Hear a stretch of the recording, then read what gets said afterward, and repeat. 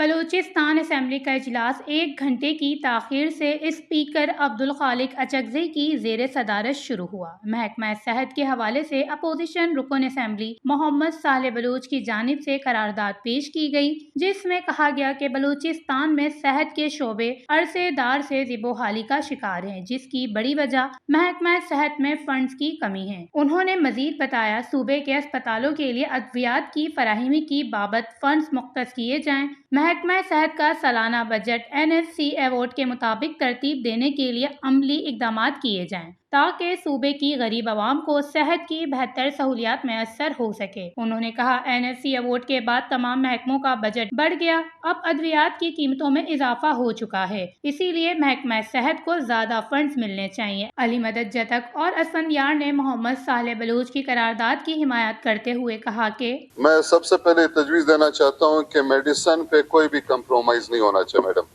ساری فیک بن رہی ہے کراچی اور لاہور میں، اور ان میڈیسن میں جو خاص چیزیں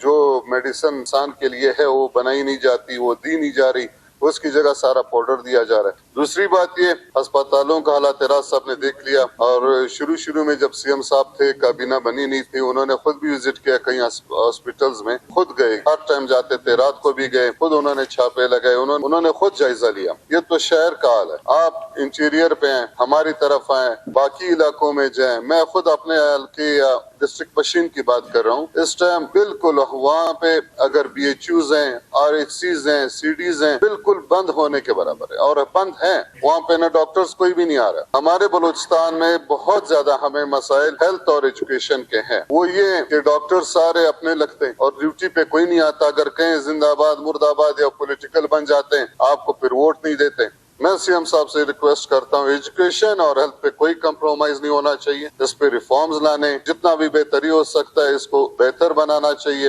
اور خاص طور پر جتنے بھی آرگنائزیشن ہیلتھ پہ کام کر رہے ہیں یا ہمارے ایجوکیشن پہ کام کر رہے ہیں، وہ بھی صحیح طرح کام نہیں، وہ تو ابھی اتنے گئے گزرے ہیں کہ ان سے کوئی پوچھ بھی نہیں رہا، خود سے آ رہے ہیں، ڈسٹرکٹ میں لگے ہوئے ہیں، خود سے بھرتیاں بھی کر رہے ہیں، اور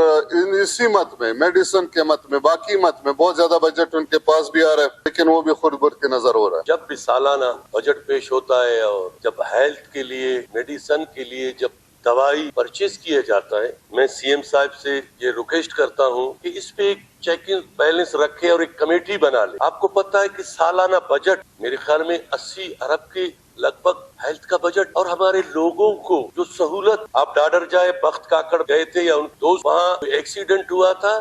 وہاں کوئی ڈاکٹر موجود نہیں تھا۔ ایک کوئٹہ شہر میں ہو سکتا ہے ڈاکٹر موجود ہو، باقی دیہاتوں میں تو صرف تنخواہ لیتے۔ باعث ڈاکٹر ماں باپ کا